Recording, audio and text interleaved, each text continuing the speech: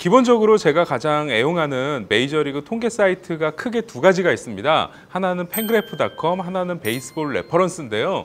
이 두 가지가 상당히 큰 차이를 보이고 있습니다.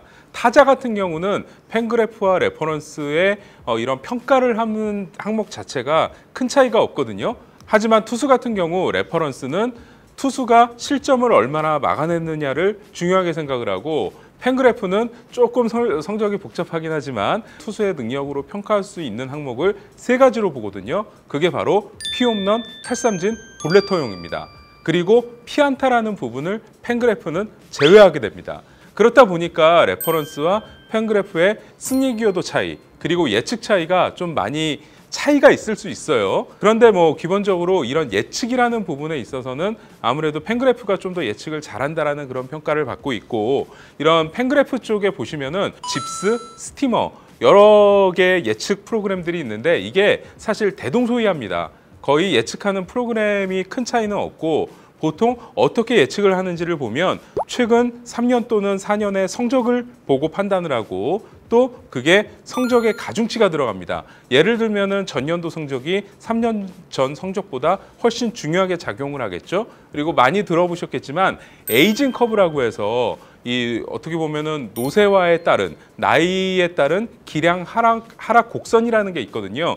이것도 반영이 되고요. 또 보면은 어떤 유형의 투수인지에 따라서 에이징 커브를 또 반영을 하는 부분도 있고, 또 부상 경력, 구속 변화 이런 것들을 다 포함을 하거든요. 그러니까 보시면 팬그래프닷컴에 들어가셔서 류현진 선수가 지난해 내셔널리그 평균 자책점 1위를 한 투수인데 왜 이렇게 2020년 성적 예측이 생각보다 별로 안 좋게 나왔지? 라고 생각하실 수 있는데, 이 부분은 류현진 선수가 아무래도 만으로 33살짜리 투수, 그리고 앞서 이제 말씀드린 에이징 커브, 그리고 류현진 선수의 부상 경력, 이게 류현진 선수가 2017년에 한 이닝도 던지지 못했고 2018년에 82이닝을 던졌기 때문에 그 2년치 성적이 들어가다 보니까 그게 반영돼서 류현진 선수의 2020년 성적 예측이 조금 낮게 나온 겁니다. 그래서 저는 류현진 선수가 왜 이쪽으로 저평가를 받고 있냐 생각을 해보면, 앞서 팬그래프 설명을 할 때 말씀을 드렸습니다만 가장 요동치지 않는,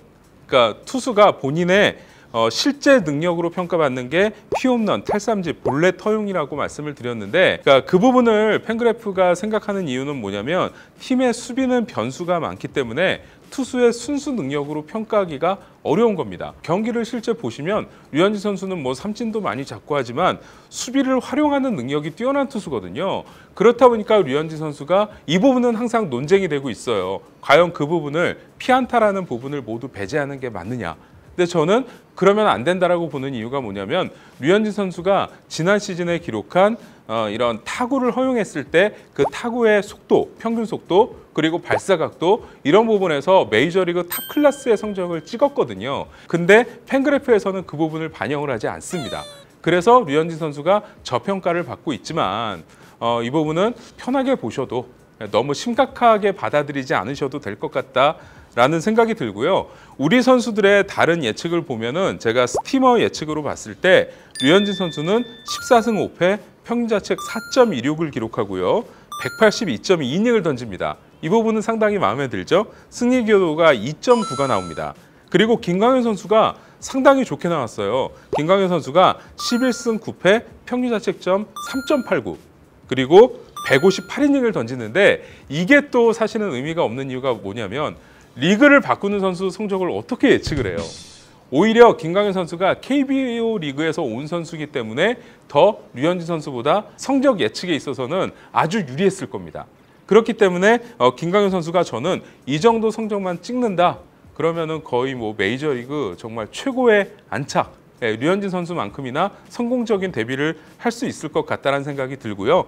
스티머가 생각하는 추신수 선수의 예측 홈런 수는 23개입니다.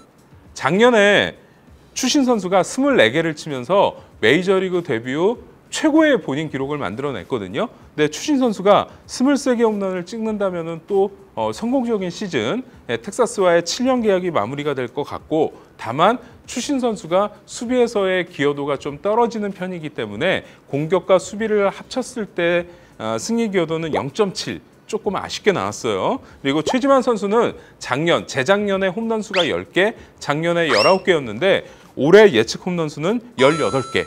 그러니까 예측 프로그램들이 상당히 보수적으로 잡기 때문에 충분히 괜찮고요. 승리 기여도도 작년에 1.9였는데 1.3. 전반적으로 이 우리 선수들 네 선수들을 봤을 때 보수적으로 발표하는 예측 프로그램으로서의 결과를 봤을 때는 괜찮게 나왔다. 이렇게 볼 수 있겠습니다.